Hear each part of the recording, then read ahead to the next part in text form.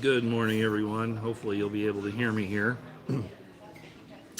Today is the 3rd of March, 2019. I'm Roy Potter, and this is a live impromptu of the Potter Expositor. Again, I hope you can hear me. I'm in a very nice restaurant today. It's Sunday morning. Hello, everyone, as you come in. It's nice to see you. Like I say, it's Sunday morning, and I decided to come out to breakfast at a place called Market Street Grill. I don't know if you've ever heard of it. It's a very nice place. Let me show you around a little bit. Okay, here we go. Let me show you the other side here. We're having storms here. As you can see outside, I've got a really nice view. Just up above those buildings is the Wasatch Front, the mountains, ski resorts, those types of things. And we're down in a kind of a little, not really a canyon here, it's more like a draw. And this is the inside of the restaurant.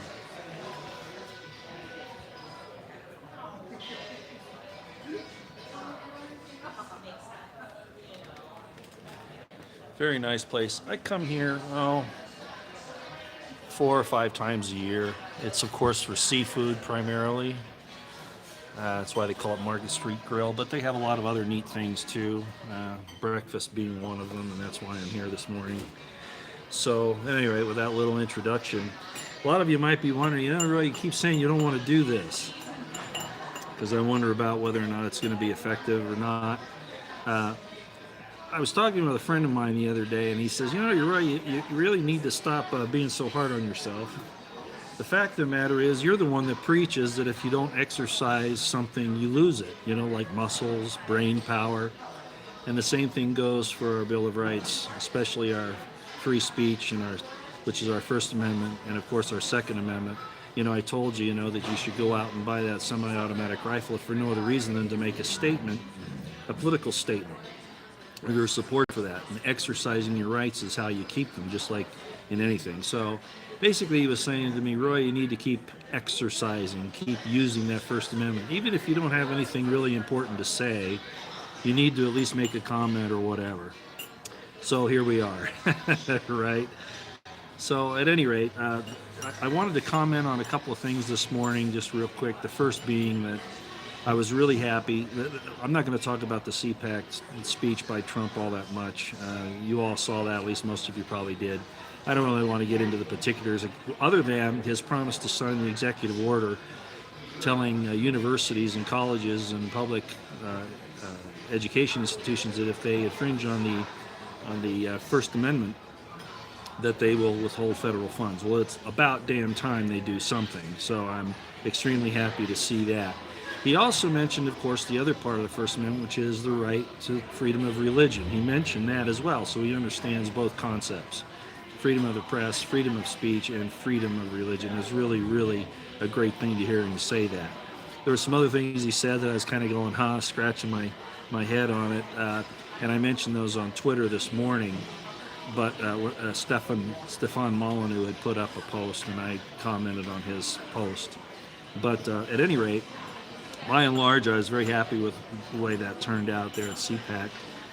It's time, though, that we really start talking about the real problems, of course, which you all know is my mantra. The IC is our most dangerous domestic enemy. They've proved it over the last few years, especially lately. And Trump needs to just take them head on. The MSM is their propaganda arm, and you all know I'm not going to beat that horse today. We've talked about it enough. So basically, what I wanted to say was that I'll at least do this, maybe, like I said, maybe not on a regular basis, although I do plan on coming on Tuesday, this coming Tuesday, if our internet holds up, because of some things that I want to address with this infanticide that's going on and how it relates to Moloch and some other things that are happening in our society right now. And they're important issues, because how we stand on those is going to really determine whether or not we survive as a society. And it's really that serious. I don't care how whitewashed it is by all the politicians and the philosophers and all that. This is a serious thing, and we're really going down the wrong road. And on that, you may have seen my post where I talked about the Iraq war as compared to USA infanticide. Did you see that? If you haven't, you need to, and you need to send it out for everybody to see because the analogy is very important. And I was listening to Don Jr. and Kimberly Guilfoyle last night on the CPAC from Liberty University in Virginia. And I love Don Jr. I believe he will be an excellent president of the United States, as you've probably heard me say. Frankly, I like him more than I do his dad. He's just, I really think he has a handle on things.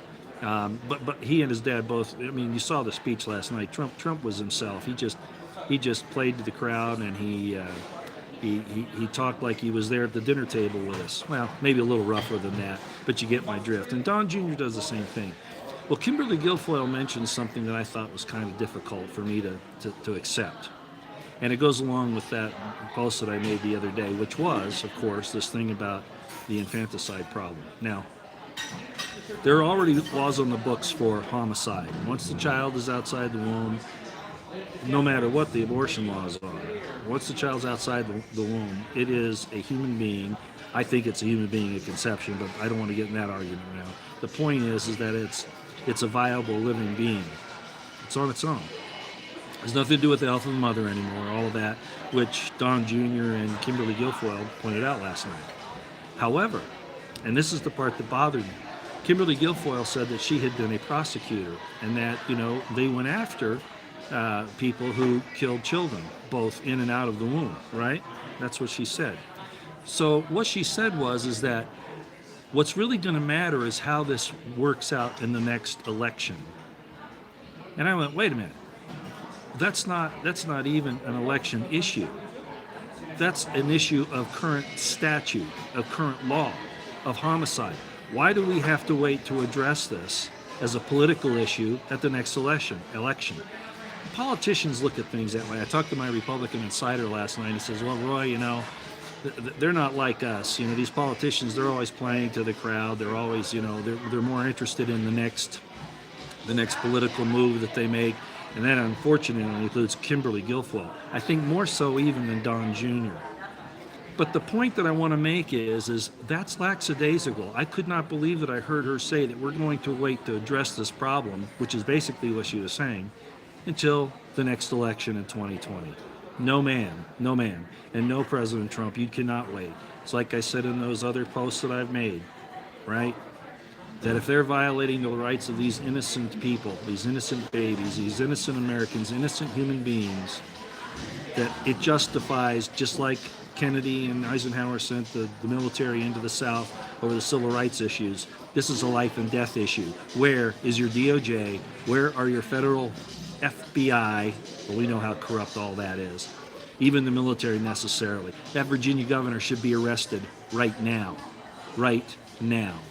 Not wait till the elections in 2020. And the same goes with Cuomo in New York. Same thing goes with Devin Newsom. I think is that his name?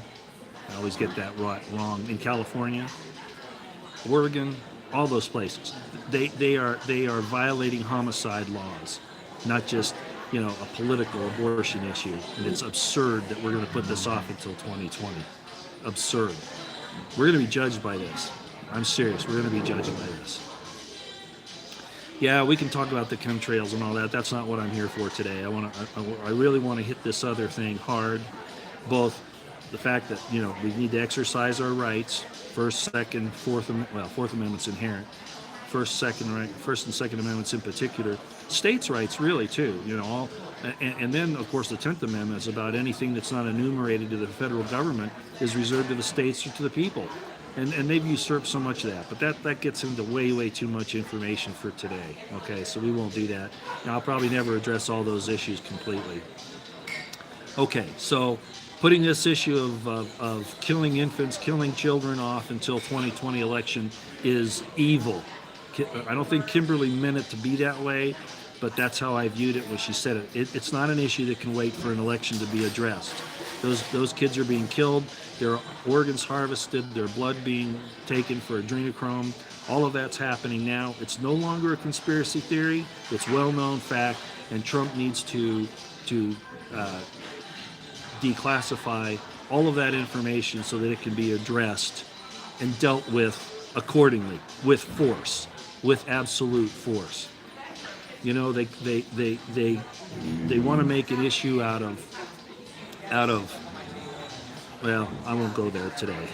we'll get into too much. Gavin Newsom, thank you. I don't know where I got the other name. Gavin Newsom, correct. So that's the governor of California. So okay, I won't go any further. I'll let you all go. I know it's Sunday morning. You have other things to do, but we cannot wait to clean this house up of ours. The longer we say that there are problems in other countries and don't address the ones in this country, and they're serious, they will destroy us if we don't clean them up.